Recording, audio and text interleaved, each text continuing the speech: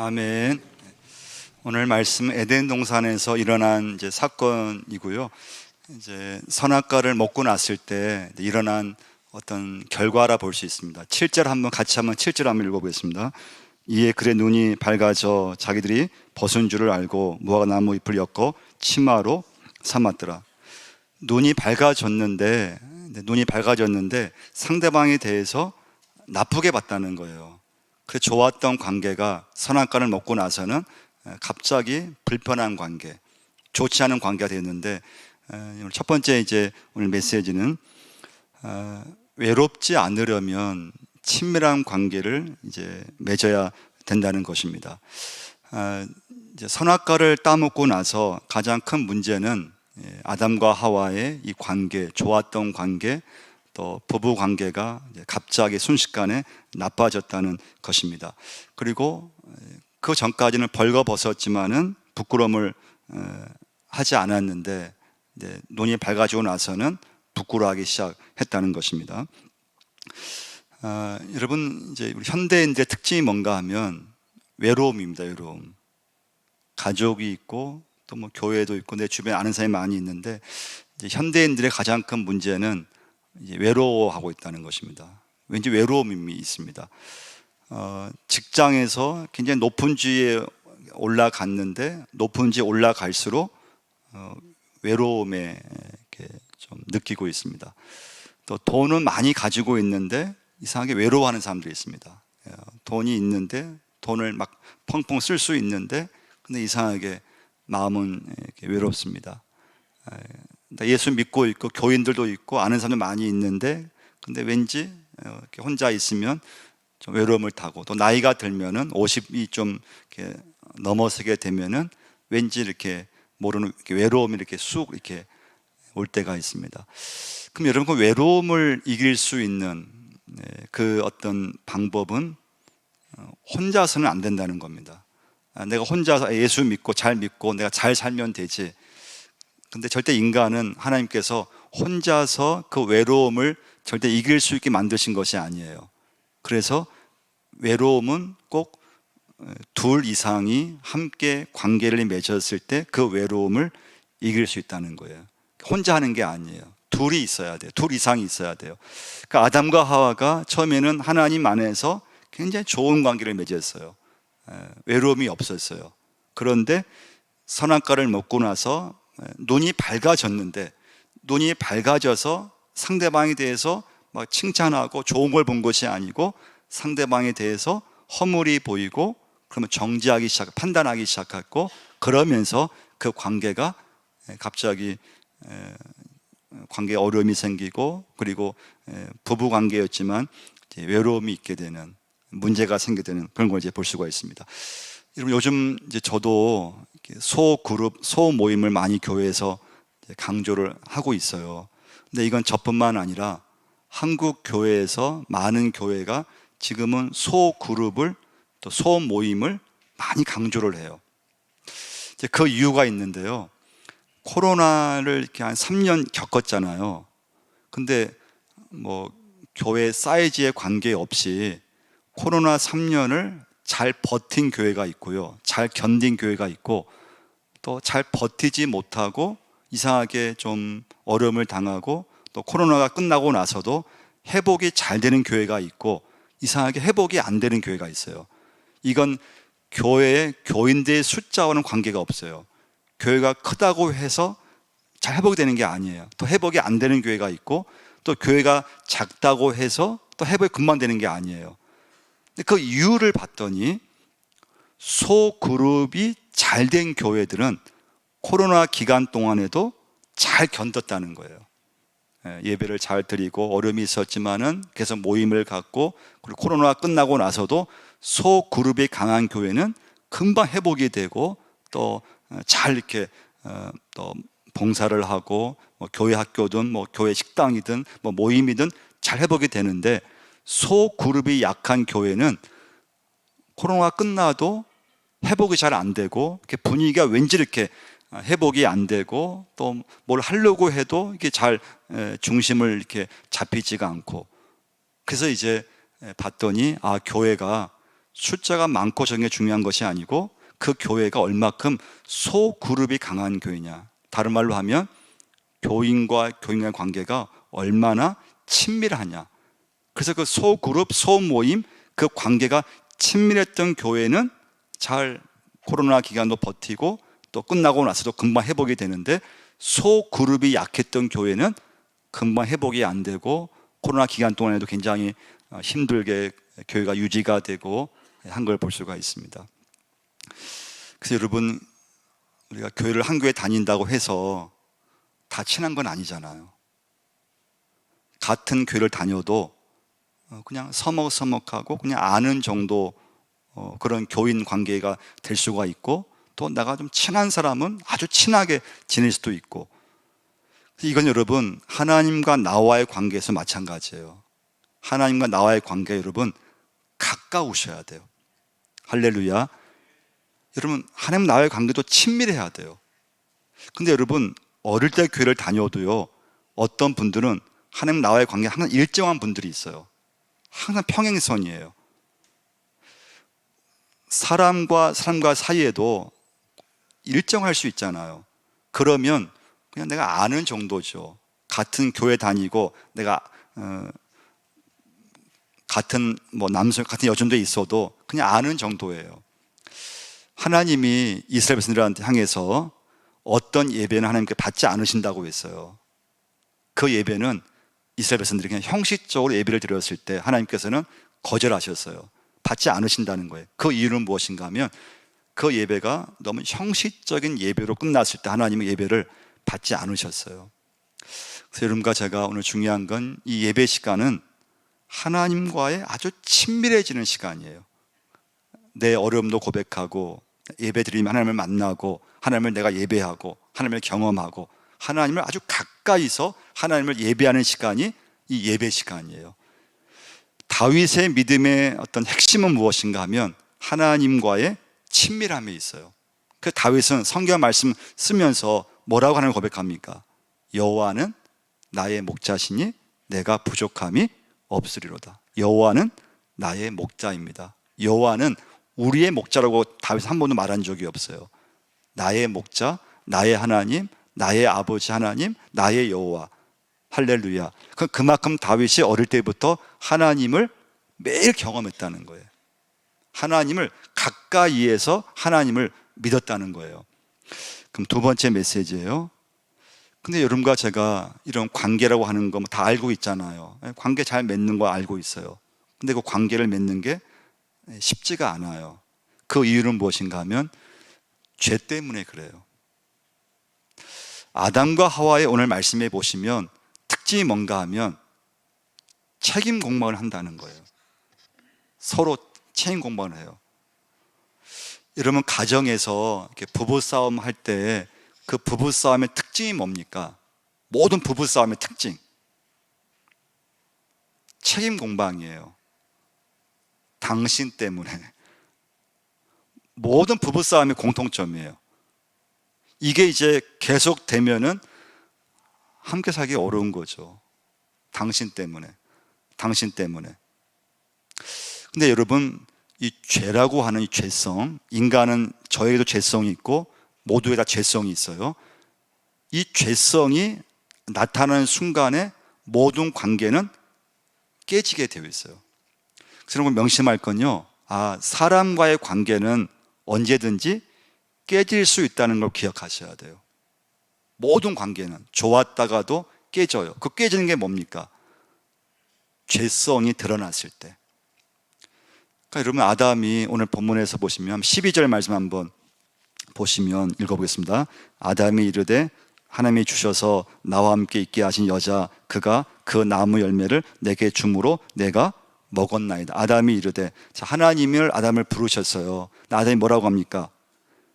하나님이 주셔서 나와 함께 있게 하신 그 여자 그가 그 나무 열매를 내게 주므로. 모든 어떤 탓을 남에게 돌리고 있잖아요.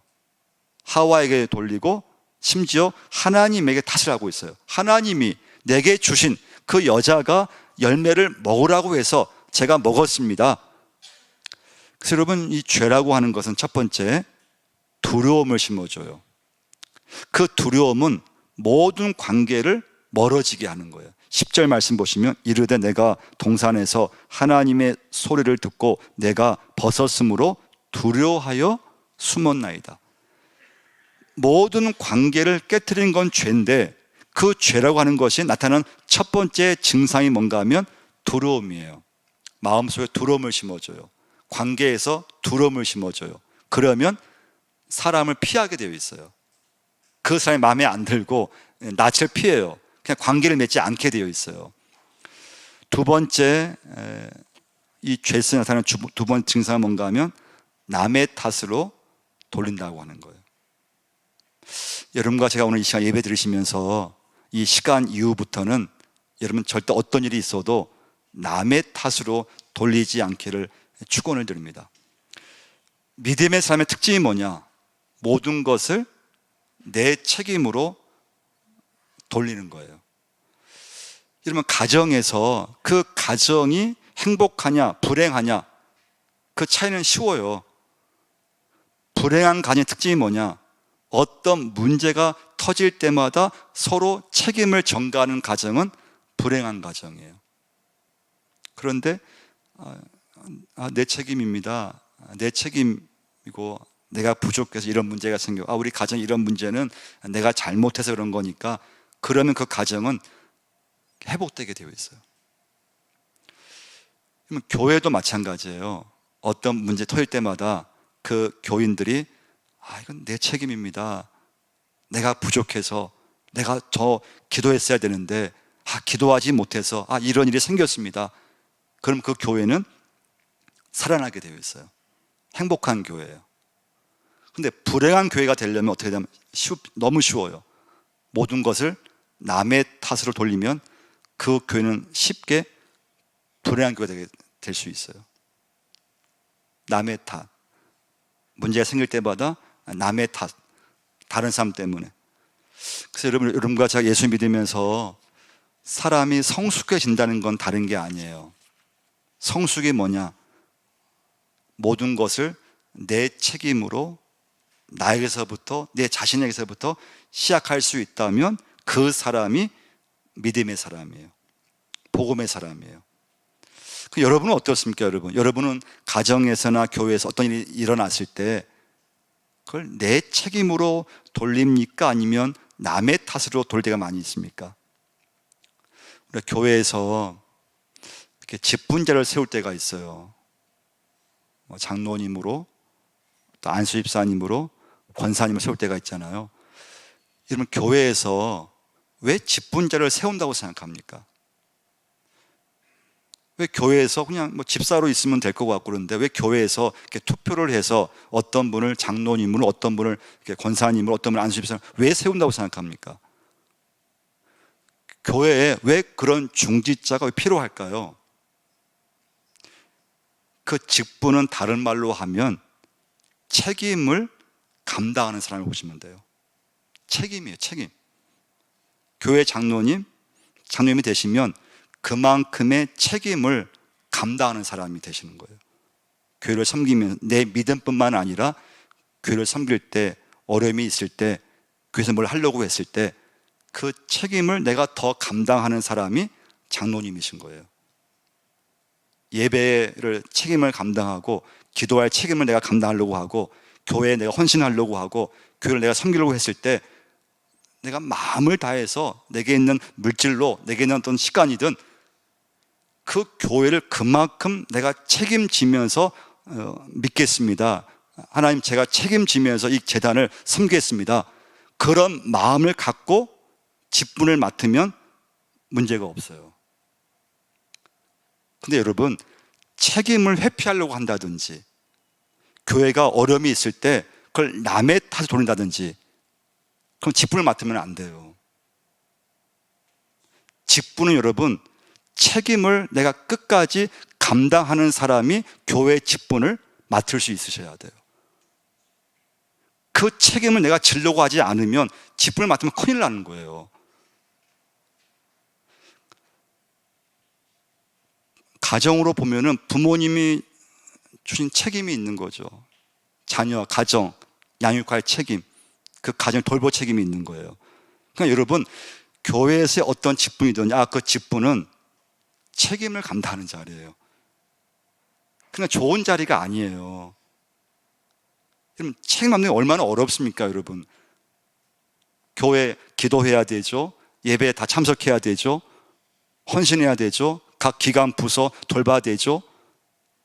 어려움이 있으면 또 함께 또 참여해야죠. 도움을 줘야 되죠. 마음을 함께 나누어야 되죠. 시간을 드려야 되죠. 이게 여러분 그냥 하는 게 아니에요. 근데 여러분 문제가 있는데, 근데 관계가 끼어지면 여러분 어떻습니까? 긴장도가 높아지게 되어 있어요. 가정에서 한 가족, 한 방에, 한 집에 있어요. 근데 그 가족 관계가 끼어지면 긴장도가 높아지니까 같은 공간에 있어도 말 한마디를 안 하는 거예요. 같은 가족인데, 좋았던 가족이 관계인데, 같은 공간에 있는데 말 한마디를 안 하니까 긴장도가 높아지게 되는 거예요. 그리고 이게 좀 심하면 이제 체인 공부를 하는 거예요. 탓을 돌려요. 남의 탓을 돌려요. 이건 여러분 교회에서도 마찬가지예요. 여러분 교회에서도 관계가 깨어지면은 긴장도 높아지면서 관계를 이렇게 얼굴 마주 봤는데 웃지도 않고 인사를 해도 받아주면 무시해버리고 그냥 싹 지나가 버리고. 그러니까 여러분 사람이 관계가 깨지면은 이렇게 같은 공간에 있어도 말 한마디를 하지 않고 얼굴을 마주 봐도 그냥 무시해버리고 완전히 정서적으로 이렇게 분리가 돼버려요. 그래서 여러분 같이 기도하실 때 그건 내 힘으로 되는 게 아니라는 거예요. 그럼 세 번째 메시지예요. 근데 예수님께서 우리에게 주신 좋은 본이 있으세요. 그 본이 뭔가 하면 예수님께서 12제자를 임명하셨어요. 그리고 예수님께서 바로 12제자를 가르친 것이 아니에요. 바로 파송한 게 아니었어요. 예수님께서 하신 것이 뭔가 하면요, 그 12제자들과 함께 예수님께서 3년간 함께 그냥 일상생활을 함께 하신 거예요. 친밀한 관계를 맺으셨던 거예요. 그리고 우리들에게 친밀한 관계를 맺기를 원하시는 거예요. 예수님이 저들과 함께 하신 것이 뭔가 하면요, 그냥 같이 생활하고 같이 밥 먹고 같이 교제하고 그렇게 3년간 함께 지내면서 그렇게 관계를 맺고 나서 그리고 전도를 하고 복음을 전하신 걸 볼 수가 있어요. 그러니까 친밀함을 나누셨어요. 그래서 여러분 우리 남성교회 여전도회 또는 권사회, 안수집사회 이렇게 모임에서 또는 구역이든지 함께 모여서 이렇게 식사를 한다든지 또 교제한다든지 이건 여러분 절 시간 낭비가 아니에요. 이런 관계는 여러분 절대 하루아침에 생기는 게 아니에요. 오랜 시간 함께 같은 교인들끼리 같이 모여서 함께 기도하고 함께 시간을 보내고 함께 봉사하고 함께 교제하고 함께 식사를 하고 그래야지만 관계가 회복이 돼요. 제가 이 말씀 준비하면서 저에게 좀 적용하고 제가 회개하는 것 중에 하나가 있어요. 하나님, 제가 얼마큼 저희 교인들을 제가 얼마큼 이렇게 친밀하게 제가 알고 있습니까? 제가 자녀님을 잘 안다고 생각하는데 이 자녀님에 대해서 얼마큼 자녀님의 가정이든지 기도 제목이든지 또 하나님, 제가 이 집사님에 대해서 안다고 생각하는데 이 집사님이 지금 고민하는 거든지 그 가정의 어려움이든지 그 집사님 가정의 자녀들에게 어떤 일이 일어나는지 하나님, 제가 얼마큼 잘 알고 있습니까? 제 기도 제목이에요. 또 잘 아는 교인도 있지만 또 제가 잘 알지 못하는 그런 교인들도 있어요. 신방을 또 하지 못하고 또 이렇게 하여튼 교회에서 만났지만은 이렇게 관계가 더 지속이 안 되고 더 이렇게 친밀해지지를 못하고 그냥 대면하는 또 그런 가정도 있어요. 또 반대로 또 여러분에게도 이건 기도 제목. 여러분은 얼마큼 또 여러분 다른 교인을 알고 있습니까? 또 여러분 저에 대해서 또는 목사님에 대해서 얼마큼 여러분들은 알려고 또 하고 있습니까? 기도 제목이든지 또는 가정의 일이든지. 그러니까 여러분과 제가 참 같은 교회를 다닌다고 해서 이 친밀함은 저절되는 게 아니라는 거예요. 이건 노력하지 않으면, 관심을 갖지 않으면, 정말 이건 내가 시간을 내지 않으면 이 친밀한 관계는 이루어지지 않아요. 근데 예수님에 의해서 중요한 점이 하나가 있어요. 그건 무엇인가 하면 예수님은 한 번도 남의 탓으로 돌린 적이 없다는 거예요. 한 번도. 남의 탓으로 돌릴만 한데 그것까지도 예수님은 자신에게로 모든 책임을 돌리셨던 거예요. 그 예수님은 십자가에서 돌아가신 거예요. 우리 인간이 담당해야 될 그런 모든 비난까지 예수님은 담당을 해버리신 거예요. 그러니까 여러분, 사람들이 다른 사람들한테 막 손가락질을 하는 일까지도 예수님은 그 손가락질을 자기에게, 자신에게 돌리셨던 거예요. 그래서 여러분, 복음이 들어가면, 그래서 모든 것의 시작은 나로부터 시작이 되셔야 돼요. 나 자신부터. 그리고 절대 복음이 들어가는 사람은 남의 탓을 절대 하지 않아요. 하면 안 돼요. 내가 예수 믿고 복음의 사람이고 내 안에 십자가의 그 은혜가 있다면 그 사람은 어떤 일이 있어도 남의 탓을 하는 것이 아니고, 하나님, 제가 문제고, 하나님, 제가 부족해서 그렇습니다. 하나님, 제가 기도하지 못했고, 제가 사랑이 부족했고, 제가 부족해서 이런 일이 일어났습니다. 하나님, 하나님, 제 부족함을 용서하여 주옵소서. 그래서 여러분, 이 시간부터 어떤 일이 있어도 책임 공방을 하면 안 된다는 거예요. 그게 죄성이에요. 가정에서, 교회에서 책임 공방을 하는 순간에 그 가정과 교회는 망해가 되어 있어요. 깨지게 되어 있다는 거예요. 근데 복음은 모든 것을 내 탓으로, 내 책임으로 모든 것이 내게 원인이 있음을 돌리게 되어 있어요. 그래서 여러분, 오늘 예배 드리시면서 복음은 믿지 않는 사람에게 복음이 필요한 것뿐만 아니라 예수 믿고 있는 오늘 나에게 복음이 여러분과 저에게 다시 임할 수 있으셔야 돼요. 이런 복음은요, 교회 아닌 다른 밖에 필요한 것이 아니고 오늘 내가 예수 믿고 있는 나에게 진짜 복음이 내게 임해야 돼요. 복음이 임했을 때 나타나는 게 뭔가 하면요, 나에게 잘해주던 상대방이 나에게 못해주든 그게 문제가 되면 안 돼요. 그냥 꾸준히, 복음이 임한 사람은 꾸준히 상대방에게 그냥 대해주게 되어 있어요. 그게 복음의 사람이에요.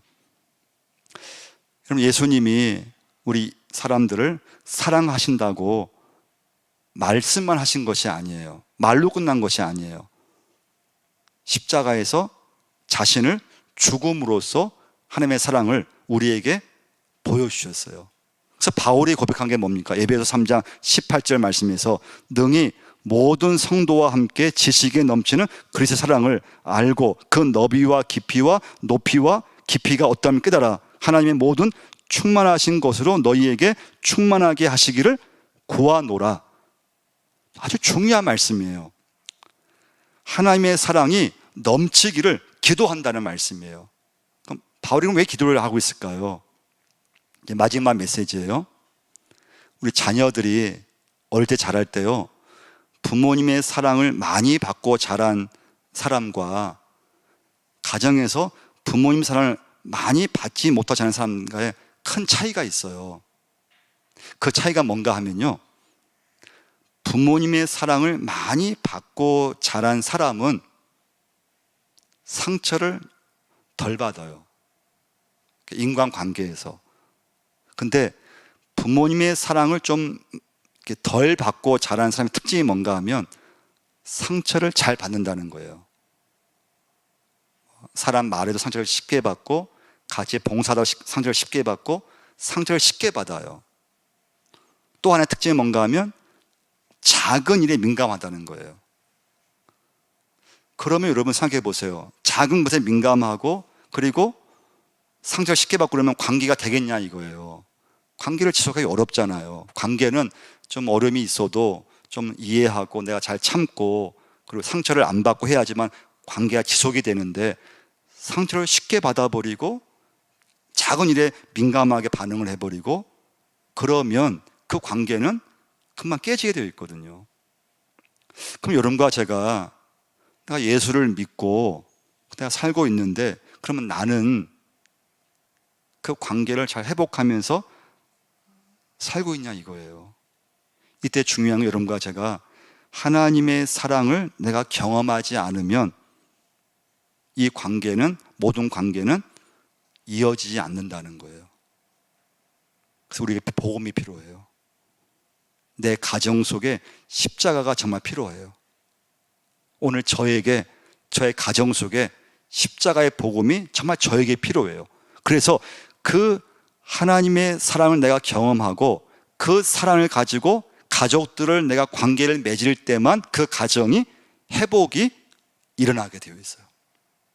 그렇지 않으면 금방 재선이 나타나서 관계가 깨어지고 순식간에 책임을 전가하고 남을 탓하게 되고 한순간에 그 관계가 깨져버려요.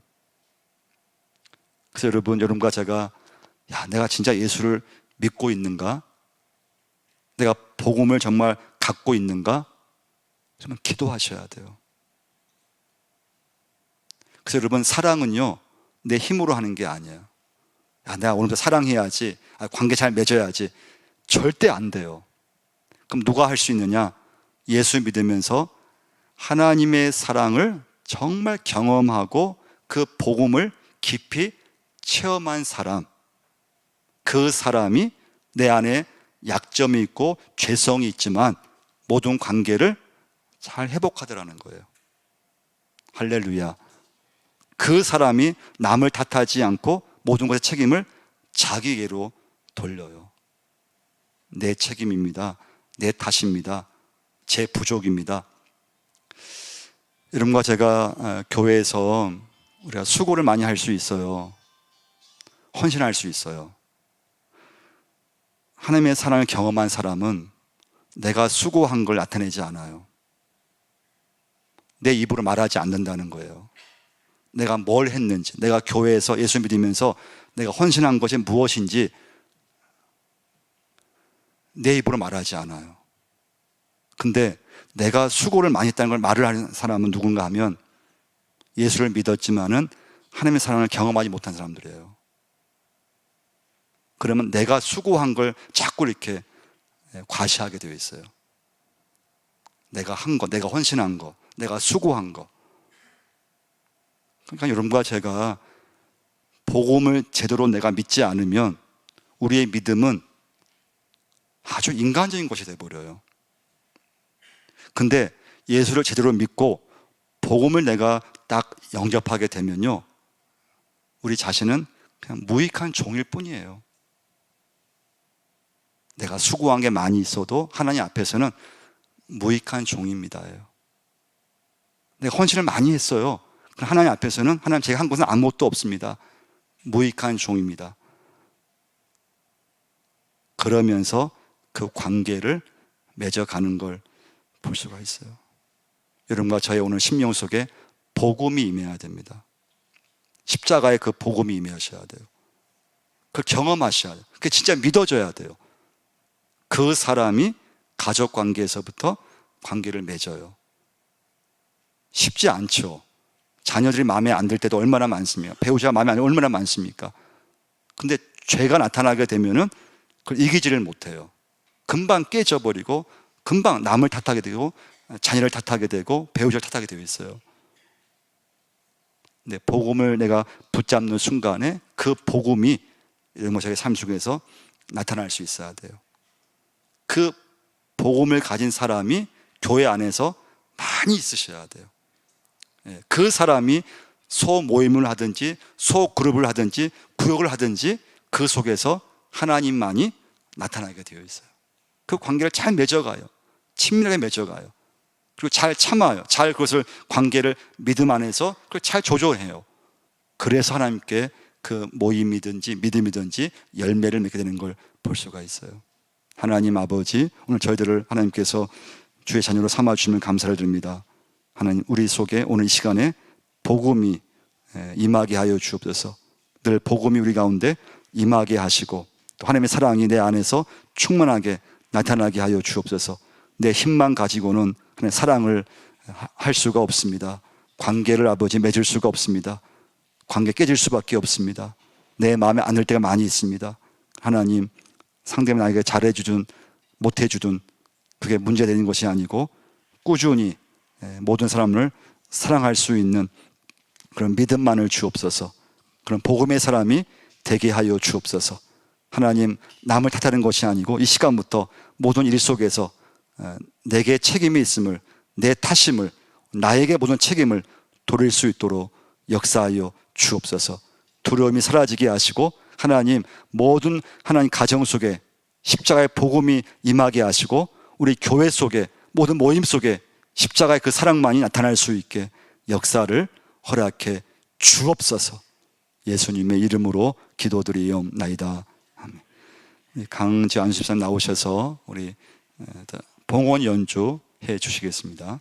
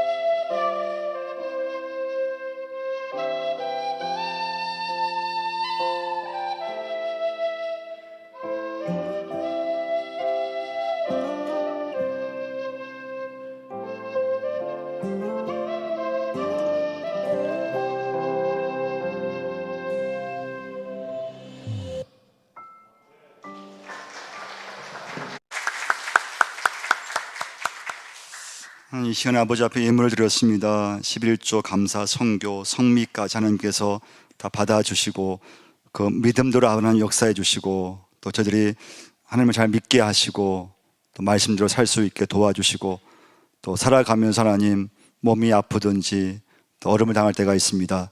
절대 낙심하지 않게 하시고 이 땅에 사는 동안에 하나님만 의지하면서 또 살아갈 수 있게 도우시고 이 몸이 아픈 교우들에게 치료의 광선을 발해주시고 낫게 해주시고 다시 이전에 함께 만나서 함께 예배할 수 있는 은혜를 하나님 허락하여 주옵소서. 하나님 모든 하나님 은혜임을 기억하게 하시고 또 고백할 수 있도록 도와주시고 저희 교회를 붙잡아 주시고 이 시대에 쓰임받는 제단이 되게 하시고 하나님을 예배할 수 있는 귀한 제단만 되게 하여 주옵소서. 아름다운 교회가 되게 하시고 하나님 보실 때 믿음의 교회가 되게 하시고 모든 가정들 하나님 믿음 가운데 서 있게 하여 주옵소서. 관계 어려움이 없게 하시고 어려움이 있을 때 잘 이겨내게 하시고 믿음으로 하나님 이겨낼 수 있는 모든 가족들 또 교회와의 관계가 되게 하여 주옵소서. 예수님의 이름으로 기도드리옵나이다.